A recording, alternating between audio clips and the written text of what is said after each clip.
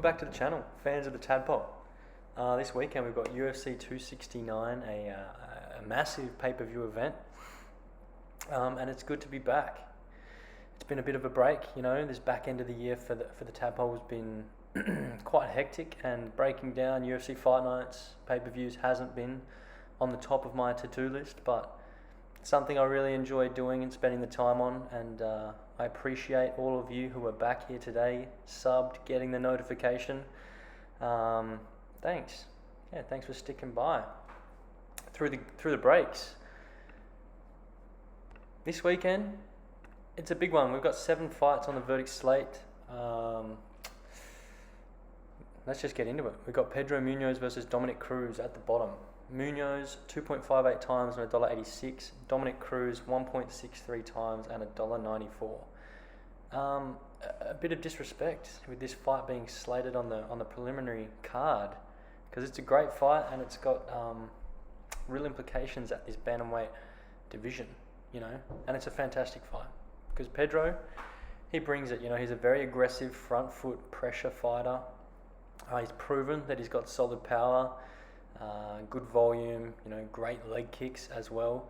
And when you look at it, that kind of formula has proven difficult for Dom in the past, namely against Cejudo, but then also against Casey Kenny in his last fight, which, it was only a split decision win for Dom. You look at Munhoz, he isn't as good as Cejudo, but I'd say he's better than Casey Kenny. So take from that what you will. Dominick, he's retained that same style of fighting in this comeback as what he did during his reign. A very smart, high IQ, volume striker with just tremendous footwork and movement, Typically nullifies and frustrates those pressure fighters who like to be first, but he can be hit, and he is definitely susceptible to the low kick.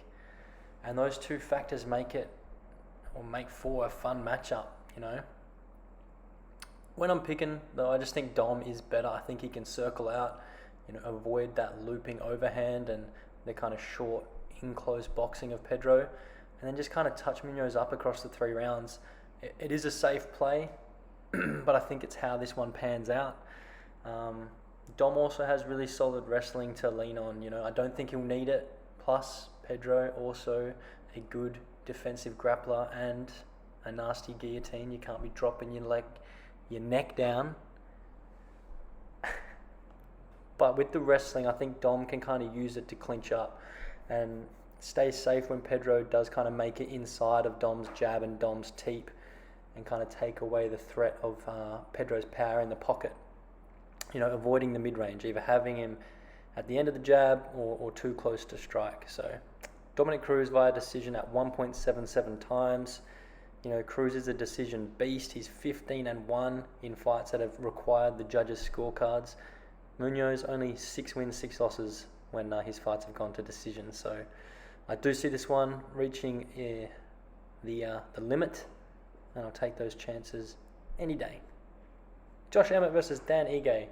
Emmett 2.07 times and $1.55. Verdict underdog, but the betting favourite. Dan Ige 1.93 times and $2.34. Very fun fight. Both guys game as hell.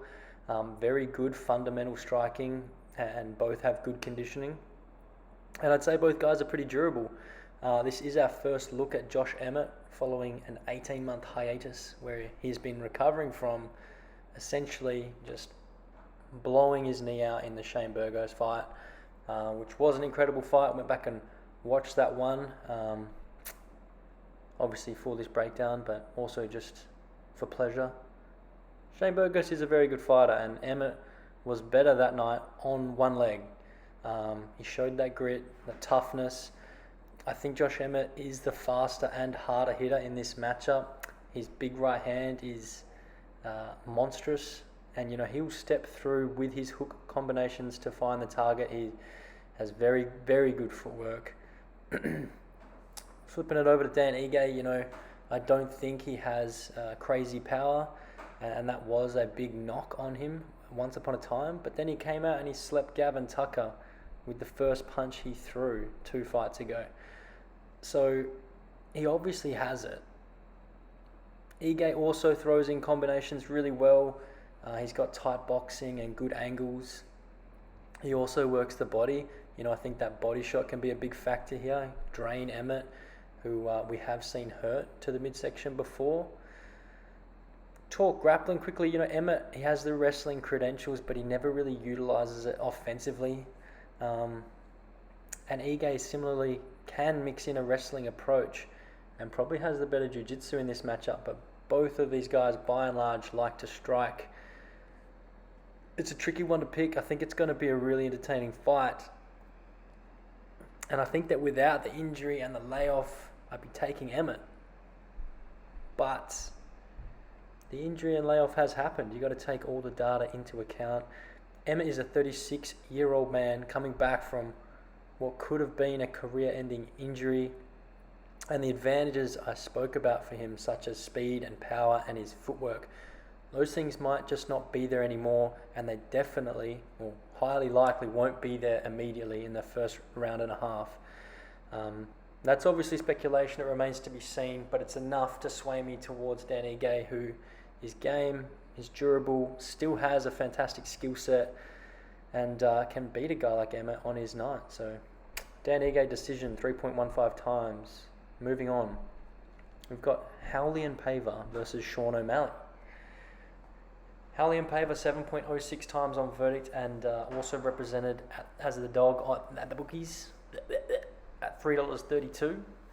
Sean O'Malley 1.16 times and $1.30. You got to ask yourself the question, do we really think that Pena is enough of a scrub to have Sean O'Malley at these odds? As big of a verdict favourite as some of, the most dominant champs of recent memory, like Shevchenko and Nunes? The answer to that question, if you're wondering, is no. I've had to lick my wounds on plenty of occasions from underestimating this Juliana Pena type. And I'll no longer do that, He's a rangy striker with solid movement, decent output, and nice versatility. And he handled the move up to bantamweight last fight with a win over a fantastic opponent in Kyler Phillips. That was big. Kyler Phillips is someone that I rate quite highly. I feel like the draw and that allure of O'Malley to the public puts a serious skew on his odds, both at the bookies and here on verdict. And his potential is endless, but he has his flaws. He has needed 2 tune-up fights now, following that the loss to Cheeto. And both of those tune-up fights, the most ideal stylistic matchups for him in Thomas Almeida and then UFC newcomer / resident Nokia head Chris Matinho. Shout out to Truman for that one.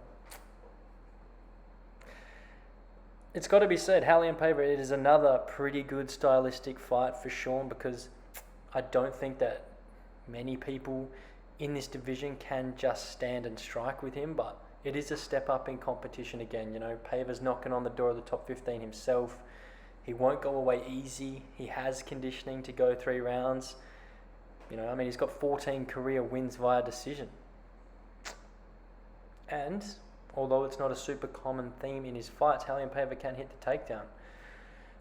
I do think Sean O'Malley's got the superior ground game, but we've never really seen it in the cage.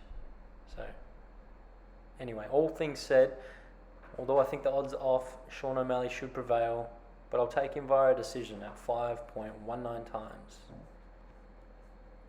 Again, another one. Oh, not at bantamweight. This one's at flyweight. Sorry, I saw Cody Garbrandt's name. Thought it was 135ers. Oh, we got KaraFrance versus Cody No Chin Garbrandt. KaraFrance 2.27 times and $2.18. Cody Garbrandt 1.79 times and $1.65. It's a very intriguing fight, As I aforementioned, Cody's first dip down to flyweight, and he draws a very game opponent in KaraFrance. Let's talk about the weight drop a little bit. When you drop down classes, you usually trade a little bit of speed, or you lose a little bit of speed and you gain a bit of power in comparison to your opponent. Cody was already a really fast bantamweight, so it's going to be intriguing to see how that speed matches up against Kai. We know that Cody hits hard, so I expect that knockout threat will remain really dangerous in this matchup. Of course, another factor about dropping down that I didn't talk about, you dehydrate yourself more. You know, you make your chin a little more suspect, and that isn't something that Cody can really afford at this stage. He's got some seriously questionable durability. I don't think that KaraFrance hits overly hard, but he did sleep the fuck out of Rogerio Bontorin last time out, so that could get very, very interesting.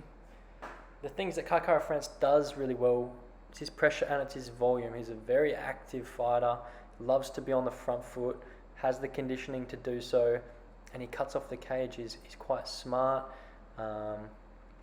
in that sense.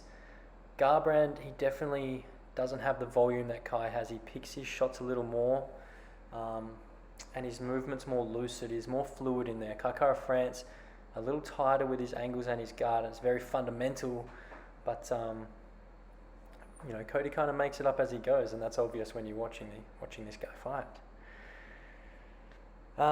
Cody, he relies big time on the defensive footwork and that big counter shot to score his points.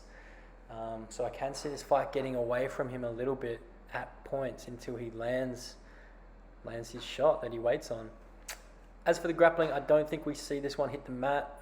Both guys, really good defensive footwork, high takedown defense percentages. But I think of the two, we could see KaraFrance initiate a few clinches when he's got Cody working in no space to avoid that mid-range counter shot, kind of like what I expect Dom to do to Pedro. But instead of it being Dom on the back foot initiating a kind of clinch scenario, I expect KaraFrance to be doing it off the front foot. Anyway, it's besides the fact. I think this is a super fun fight. It's compelling stylistically. I think if it sees the cards, I would be leaning KaraFrance, his pressure, the volume, octagon control, clinch scenarios. I think it would probably surpass what Cody could offer on the back foot, even with him landing some good shots. But that's the thing, I think Cody's going to land some good shots, and I think he's going to land a knockout shot. And it's not a read into KaraFrance's durability. I think his chin is fine, but he has been slept twice before. He got dropped twice by Brandon Royval. And this is a really heavy, fast hitter coming down to play around with boys 10 pounds lighter than what he is used to. So I'm going to ride that wave in to the weekend. Cody Garbrandt, late, third round knockout at 3.2 times. Probably a come from behind victory. I think it's going to be maybe 1-1, but kind of people leaning Kai, and Cody going to sleep him. It's a shame. All right. Before we hit our title fights, we've got the curtain raiser, Jeff Neal, drinking on the road versus Santiago Ponzinibio, the Argentine. Jeff Neal, 2.1 times and $2.05. Ponzinibio, 1.91 times and $1.76. It's a fun one. Jeff Neal, he's playing up. He's a bad boy. Found drunk driving with a weapon 2 weeks out from a massive event in a spotlight slating. It's not a good look. You match that on top of the 2-fight skid and kind of really serious health concerns he's had over the past 2 years. It's tough to gauge where his head is at. Similarly, the last 2 years for Ponzinibio haven't been easy. He had a big injury layoff, came back and got slept by Li Jingliang. Also not a great look. But then bounced back in a kind of a really entertaining fight against Miguel Baeza, who is a guy who is definitely going to eventually be ranked at 170. He's a surging prospect who's very well-rounded in the striking realm and big power. And yeah, I favour Ponzinibio here. We look at that last fight. He got tuned up in the first round against Baeza, but then he found his rhythm. He took over with that high volume, high pressure style. By and large, off the back of his jab, it's his biggest foundation. It's a fantastic weapon of his, and everything else kind of comes off the back of that. He also feints a lot. another massive factor in this fight. Dudes do not faint enough. Jeff Neal, he's somewhat one-dimensional. He's an awesome fighter, but he really does rely on that big left hand, and the feints of Ponzinibio can draw that kind of high-energy attack out. Off that, make his reads, stay safe as much as you can from that shot. And Ponzinibio's got really high striking defense anyway. I think the key stylistically, or kind of from a game plan perspective for Santiago, is for him to go first. I really don't know how good Jeff Neal's counter game is. We saw him get worked against Wonderboy. That's not necessarily a bad look, but Neal was pressuring, trying to find his spot for that left hand. And whilst waiting for the opening, Wonderboy was just hitting him, being first, and then circling out. This fight won't play out exactly like that, because Santiago doesn't have the movement of Wonderboy. But for that same reason, he doesn't relinquish the centre of the cage like Wonderboy does.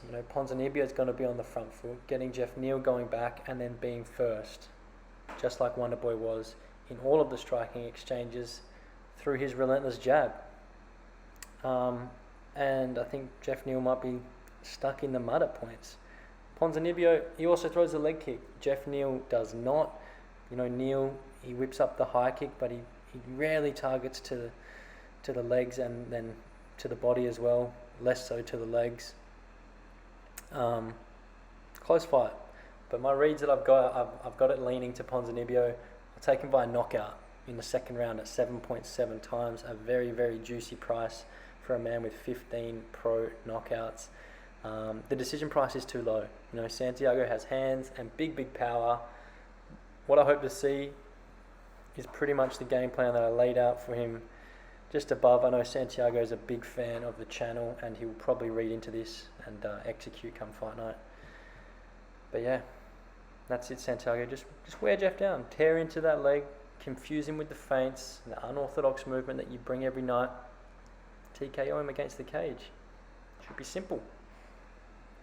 It must be said, disclaimer, Santiago has been slept 3 times, and that is a serious concern for the tadpole and all followers against Jeff Neal, who he can sit anyone down with that big left. But the preparation going into this one is awful. His conditioning ain't all that. Santiago will run him over at the back of the second frame. Fucking fantastic. Amanda Nunes versus Juliana Pena. Nunes 1.09 times and $1.10. Pena 12.31 times and $6. This is really where we're at. Girls on 1 fight win streaks, trading wins and losses. They're getting title shots. It's a shambles in both of these women's divisions, 135 and 145. I mean, it's all thanks to Amanda Nunes, though. I don't want to talk about this fight. Pena's a massive dog. I've watched the embeddeds thus far. She seems super confident. Good on her. They all have. She may offer some resistance, but ultimately I see her getting pretty comprehensively beaten by a fighter who is just ahead of her time. And until we see evidence of Nunes' skill set, durability, or conditioning decline, you just can't go against her. As for a method, I'm going to take a decision at 10.91 times because it carries the fattest payday of the 3 on verdict. And why not go for an unfavourable one when the favourite's 1.09 times? It's a little ridiculous. Charles Oliveira versus Dustin Poirier. Hot sauce Poirier. Charles 2.46 times and $2.33. Dustin Poirier 1.68 times and $1.56. Thank God I get to talk about this fight a little more than the co-main because we have some serious skills to go through on this one. I'll start with Charles. I've criminally underrated this guy on his title run. I just thought he would lose out in his last 3 fights essentially, and I've been proven heinously wrong. His striking is fantastic. His Muay Thai is excellent. He's a very, very fluid mover on the feet, and he's so versatile and smooth and technical. he would not be mistaken in thinking Muay Thai or kickboxing was his first skill rather than Jiu-Jitsu. And in more recent memory, he's proven his power as well. You know, he can sleep guys. His speed, always been there. I can't say always. This bloke's had like fucking 29 fights in UFC. But he's very quick, you know. And to be honest, I think he's probably overall a more attractive, cleaner looking fighter on the feet than Dustin Poirier. Because it can get ugly sometimes with DP. He extends himself in the pocket. You know, he has high volume but gets hit a lot too. But he can take those shots. And when you look at his style, he doesn't hang out in the pocket unnecessarily. And when he's in there, you know, he can get countered, but he's there swinging his way through his own 5, 6, 7 punch combination. His fundamental boxing is fantastic. You know, he's got a strong straight jab. His hooks and bodywork against the cage also very good. The leg kicks as well. Essentially, he broke Conor McGregor down with that same technique 2 fights in a row. And he is an in-your-face pressure fighter. Oliveira, he overcame that style last time out against Michael Chandler. It's a really good look coming into this matchup, and Chandler is probably more explosive than Dustin as well. I do think that Dustin is a little more methodical with his forwards movement than Chandler. You know, he's still super aggressive, but he manages his energy better, kind of plods forward and cuts off the cage systematically, rather than those high energy bursts of whatever the fuck Chandler does, you know, running in head full of steam. But that high energy, head full of steam, bursting forwards, we saw that result in success for Michael Chandler. He had Charles hurt really bad in that first frame, forced him to pull guard, and then was nailing him with some big shots from full guard. But Charles, true to his heart, he overcame all that and won that fight.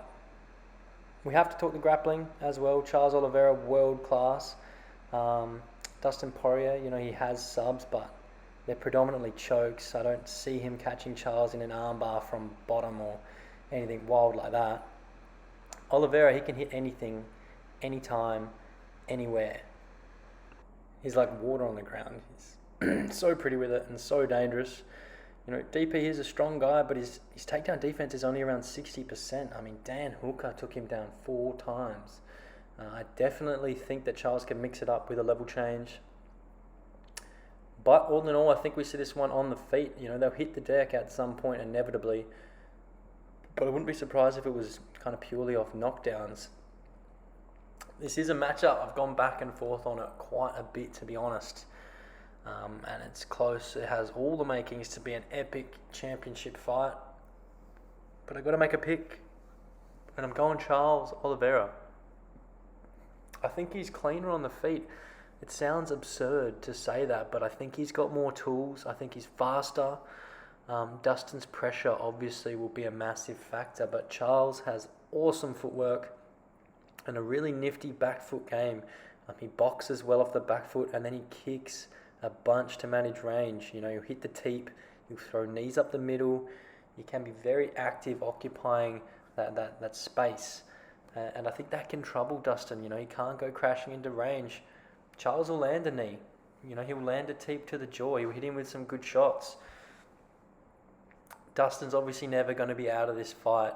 He can get some clinch time against the cage. He's broader. I'd say he is stronger. But yeah, even in the clinch, he's going to have to mind his neck if he drops down. He's going to have to watch the knees and the elbows coming in from a super flexible Muay Thai guy like Charles. And then the ground game, you really just can't go to the ground with Charles. The championship rounds make for interesting viewing. You know, it's obviously where you'd think that Dustin's going to have an advantage. He's been there. Charles has literally never seen a 4th round. But with all that being said, I'm taking Charles via decision at 18.16 times. A super high price. I'm not in love with the play. It's such a close fight. I don't think I'd be in love with either guy. But I love Charles on the feet. I think we sometimes throw shade on that because of his jiu-jitsu, and it's his second form of martial art. But that's the fact of the matter. And the ground game's all his, you know. I suppose why I don't like this player is Charles rarely wins decisions and Dustin does, so the history doesn't point in this direction. But fights like these are often when the most unexpected outcomes arise. So that's that. That's the card. Little disclaimer, or not a disclaimer, just a little addition here. I also think that Verdict's going to treat us and add Tai Tuivasa versus Augusto Sakai to this slate. So for your information, on later viewing, I'll be taking Tai Tuivasa via a first-round knockout. I think he's evolved his game. You know, Sakai's got a really good clinch game. Tuivasa trains a tiger. Obviously hasn't been able to in this COVID climate, but his Muay Thai is good. His leg kicks are fucking ridiculous. And his pressure and power boxing is unmatched. Sakai relinquishes space and is susceptible to getting teed off on against the cage. Fucking hell, spit it out. And yeah, Sakai on a little bit of a slump himself. He could be making improvements behind the scenes, but I'm happy to take Tai on this one. He's putting in the work, staying in the UAE to level up. It's what he did between his last fight, and he looked fantastic. He put Greg Hardy in a fucking coffin. Betting time. Let's move on. Singles, we've got 4 singles. I'm taking Dominick Cruz at the money line at $1.94 on Sportsbet. I think that's a absurd price. Fantastic price for a wise old head in the bantamweight division. My next single play, I'm taking Nunes, round 4-5 or via a decision at $3.45 on Ladbrokes. You know, Nunes, she's going to have her way in there. But I don't know if it's going to be so early like the public see it. You know, the total rounds line is set at like 1.5. And it's like plus money to go over that. I don't know if we see a round 1 finish here. I don't mind the $3.45 odds for this to hit the championship rounds and Nunes either finish it there or even just like I predicted on Verdict, just cruise a 50-46 decision. Next single play, taking Oliviera versus Poirier, the over 2.5 rounds at $2.20. Both of these guys, incredible finishing resumes, but this is a fight that neither is going to back down from. This is for gold. Someone's going to have to be seriously compromised for this one to end, which could happen in the first half of the fight. But I'll bank on it being on the second in the second half, or not at all. Because that is the last single play. I'm taking Charles Oliveira by a decision at $8.50. Just the half unit on this last play. Sensible by the tadpole, trying to keep the bets in check and cash checks. But yeah, this is his highest odds outcome of the 3 for him to win by. Makes sense looking at the history books, but sometimes the history books don't make sense. And if you take nothing else out of this podcast, take that. A bit of philosophy on your Wednesday evening. Or any other day, any other evening that you may be watching this podcast. Doesn't have to be on the launch night, of course. Come whenever, please. Happy to have the views whenever. Time for the multi. What is it? 1, 2, 3, 4, 5 legs. Taking Tuivasa at the money line. I like it. Taking Cruz at the money line. I love it. Ponzinibio at the money line. He's shortening up. I think we've got to get on that now. Also like the play. I'm taking Nunes versus Pena to start round 2. A little filler here to round us out with Poirier Oliveira over 2.5. Same leg as in the singles. That totals out at $24.39 on Sportsbet. I like the multi. There's no real crazy one leg in there to boost the odds. It's all just kind of on the mark or plus money bets. We'll see how that goes for us this week. You know, it's been a rough year on the multis. We've only hit one of these bad boys, and we are at a deficit, which if you're interested by, head down in the description. The entire catalogue of bets. Well, not the catalogue of bets, but the betting records, the verdict records, the prediction records. It's all there. For this year and last, and for the career, the Tadpole's career. Fucking hell. That I'll take my leave on that. Thanks for checking in if you have, guys. Really appreciate it. Because yeah, I've been a bit of a ghost poster on YouTube, but I hope to get it going. Hope to do next week as well, round out the year, and then start off with a bang. There's already some incredibly slated events for early next year. It's got me blood boiling. So thanks, and catch up.